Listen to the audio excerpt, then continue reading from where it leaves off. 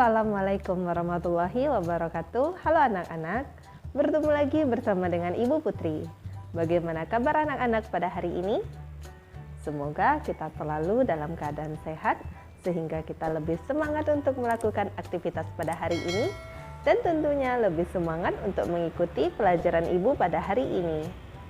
Sebelum kita memulai pelajaran kita pada hari ini, mari bersama-sama kita berdoa menurut agama dan kepercayaan kita masing-masing.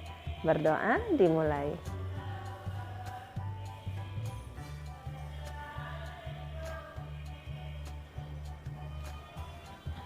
Berdoa selesai. Materi pembelajaran kita pada hari ini yaitu Kelas 6, Tema 2, Subtema 1, Pembelajaran 3. Ayo mencoba pada halaman 17. Hari ini kamu akan bermain di luar. Permainan ini disebut dengan talikan pitanya. Perhatikan cara bermainnya. Talikan pitanya. Yang pertama, bagilah siswa menjadi 5 atau 6 kelompok. Masing-masing kelompok menempati lapangan dan berdiri di area yang telah ditentukan.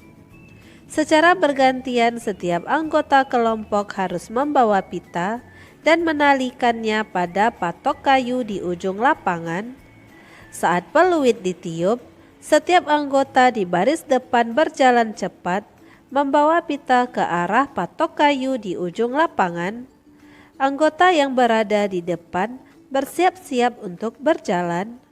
Anggota yang berjalan kembali ke arah barisan langsung menempati tempat di belakang barisan. Permainan berlangsung sekitar 15 menit. Kelompok yang menang adalah mereka yang berhasil menalikan semua pita dalam waktu tercepat. Saat bermain, kamu harus memiliki keterampilan berjalan. Perhatikan tekniknya. Teknik berjalan yang pertama, kepala tegak dan jangan membungkuk. 2.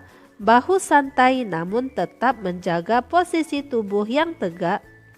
3. Ayunkan lengan saat berjalan, namun ayunan lengan tidak lebih setinggi dari dada. 4. Punggung tegak untuk menjaga posisi tubuh yang tegak. 5. Tangan mengepal longgar. 6. Otot perut dijaga tetap kencang. 7. Otot lutut dikencangkan. 8. Otot paha santai. 9. Postur tubuh lurus. Dan 10. Tumit kaki depan menyentuh tanah terlebih dahulu. Berdiskusilah dengan teman dan gurumu bagaimana teknik berjalan yang baik dapat diterapkan. Setelah berolahraga, kamu dapat melakukan refleksi bersama. 1. Bagaimana kamu mempraktekkan teknik berlari? Yaitu yang pertama, perkenankan posisi kaki dengan lintasan adalah cukup bagian depan kaki seperti menjinjit. 2. Kaki digerakkan dengan cepat. 3. Lutut diangkat tinggi. 2. Bagaimana kamu bekerja sama sehingga kamu bisa mencapai tujuan? Yaitu pengalamanku, bekerja sama dengan teman-teman yang berbeda agama, suku, dan ras itu sangat menyenangkan karena kita bisa mencapai tujuan bersama dan kita juga bisa menghormati dengan teman-teman yang berbeda agama, suku, dan ras. Ayo mengamati pada halaman 19. Pohon bambu mempunyai ciri khusus, yaitu mempunyai bulu-bulu halus yang tajam. Bulu yang tajam terdapat pada batang. Bulu tersebut melekat kuat dan dapat menyebabkan gatal. Hidrofit, tumbuhan yang sebagian tubuhnya ada di permukaan air, akarnya berada di air, memiliki rongga udara dalam batang atau tangkai daun. Daunnya muncul ke permukaan air. Higrofit, tumbuhan yang hidup di daerah lembap, tubuhnya terdiri atas bagian-bagian akar, batang, dan daun. Batangnya pada umumnya tidak tampak karena terdapat di dalam tanah. Daunnya yang muda umumnya melingkar atau menggulung.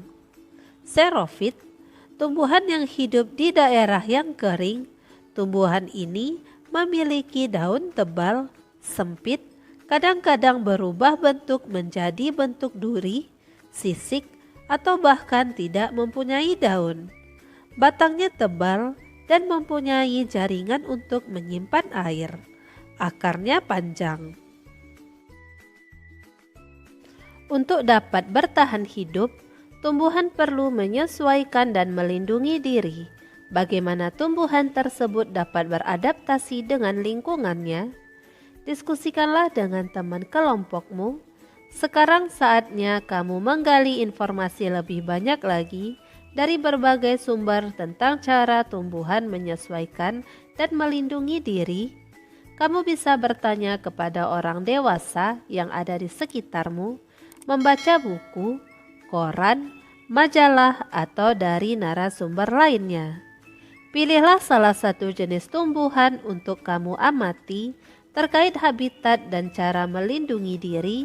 Pergunakan informasi yang kamu peroleh untuk menambah pengetahuanmu.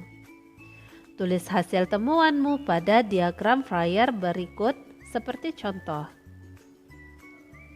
Yang pertama, cara tumbuhan menyesuaikan diri.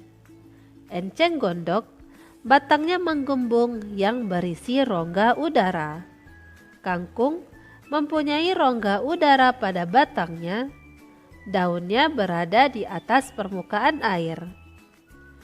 Teratai, yang pertama, memiliki batang berongga, 2, memiliki daun yang lebar, dan 3, batangnya berada di dalam air.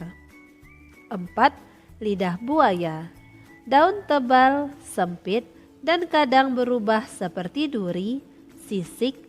Batangnya tebal, punya jaringan untuk menyimpan air, akarnya panjang. 5. Pakis. Pakis beradaptasi dengan lingkungan yang lembab dengan cara menggulung daunnya. Dan 6. Bambu. Tumbuh dan berkembang biak di lingkungan dengan banyak air. Yang kedua, cara tumbuhan melindungi diri. Mawar mempunyai duri-duri pada batangnya. Bambu, bulu-bulu halus yang tajam pada batangnya. Bulu tersebut melekat kuat dan dapat menyebabkan gatal. 3. Kelapa. Kelapa melindungi dirinya dengan cangkang atau kulit yang keras. Gadung. Gadung melindungi dirinya dengan memproduksi racun di tubuhnya. Putri malu. Pohon putri malu mengatupkan ranting-rantingnya saat terkena getaran atau gerakan. Dan nangka, tumbuhan nangka mempunyai getah yang lengket pada buah dan batangnya untuk melindungi dirinya. Proklamasi Kemerdekaan Indonesia. Proklamasi Kemerdekaan Indonesia memberi makna yang sangat penting bagi bangsa Indonesia. Sejak teks proklamasi kemerdekaan dibacakan, rakyat Indonesia memiliki negara merdeka, berdaulat, dan bermartabat.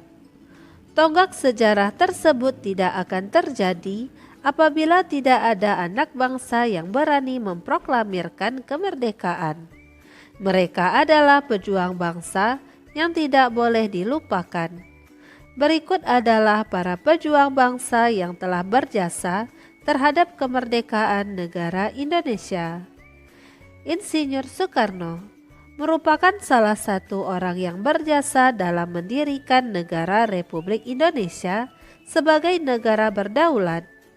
Bung Karno lahir di Blitar, Jawa Timur 6 Juni 1901 dan meninggal di Jakarta 21 Juni 1970. Bung Karno menyusun konsep teks proklamasi di rumah Laksamada Tadashi Maeda, bersama Bung Hatta dan Mr. Ahmad Subarjo. Ia kemudian menandatangani teks proklamasi atas nama bangsa Indonesia bersama Bung Hatta. Bung Karno membacakan teks proklamasi kemerdekaan Indonesia di kediamannya di Jalan Pegangsaan Timur nomor 56 Jakarta. Dr. Andes Haji Muhammad Hatta atau Bung Hatta lahir di Bukit Tinggi, Sumatera Barat 12 Agustus 1902. Beliau wafat di Jakarta 14 Maret 1980 pada usia 77 tahun. Bung Hatta menyusun konsep teks proklamasi bersama Bung Karno dan Mr. Ahmad Subarjo. Ia ikut menandatangani teks proklamasi atas nama bangsa Indonesia bersama Bung Karno. Muhammad Hatta adalah wakil presiden pertama Indonesia. Selain itu, beliau adalah Bapak Koperasi Indonesia. Ahmad Subarjo Jojo Hadi Surjo lahir di Karawang, Jawa Barat 23 Maret 1896 dan wafat 15 Desember 1978 pada umur 82 tahun. Beliau adalah Menteri Luar Negeri Indonesia yang pertama. Ahmad Subarjo merupakan salah seorang tokoh dari golongan tua yang berperan dalam mempersiapkan proklamasi kemerdekaan Indonesia. Ahmad Subarjo ikut menyusun konsep teks proklamasi di rumah Laksamada Tadasi Maeda bersama Bung Karno dan Bung Hatta. Laksamada Tadasi Maeda adalah seorang perwira tinggi Angkatan Laut Kekaisaran Jepang. Beliau membantu persiapan konsep teks proklamasi kemerdekaan dengan mempersilakan rumahnya digunakan untuk kegiatan yang sangat penting. Di rumahnya berkumpul para tokoh bangsa yang berjasa besar. Walaupun beliau orang Jepang, beliau rela membantu Indonesia karena simpati terhadap rakyat Indonesia. Sukarni lahir di Blitar, Jawa Timur 14 Juli 1916. Beliau wafat di Jakarta 7 Mei 1971 pada usia 54 tahun. Nama lengkapnya adalah Sukarni Kartodiwirjo.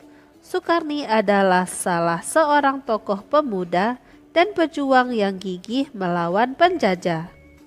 Sukarni mengusulkan agar yang menandatangani teks proklamasi adalah Bung Karno dan Bung Hatta atas nama bangsa Indonesia.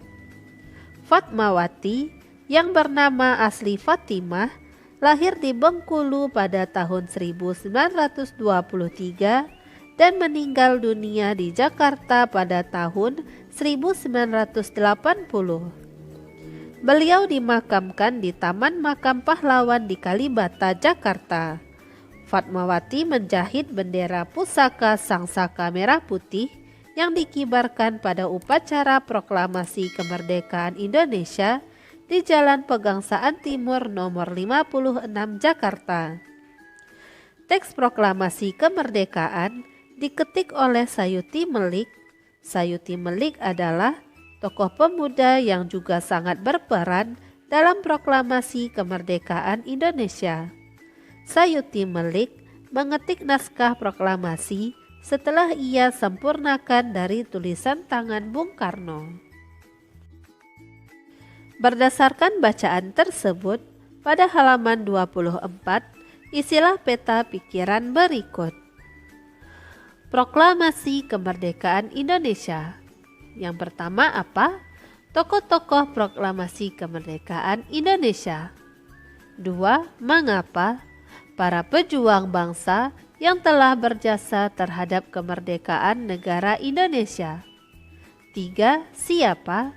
Soekarno, Muhammad Hatta, Ahmad Subarjo, Laksamada Tadasi Maeda, Sukarni, Fatmawati, dan Sayuti Melik. 4. Bagaimana? Mereka adalah pejuang bangsa yang tidak boleh dilupakan. 5. Kapan? menjelang proklamasi kemerdekaan Indonesia, dan 6. Di mana? Jakarta. Demikianlah materi yang dapat Ibu sampaikan pada hari ini. Semoga apa yang telah Ibu sampaikan pada hari ini dapat bermanfaat untuk dirimu dan menambah ilmu pengetahuanmu. Jika dalam penyampaian materi ada tutur kata Ibu yang kurang berkenan, Ibu mohon maaf. Akhir kata, wassalamualaikum warahmatullahi wabarakatuh.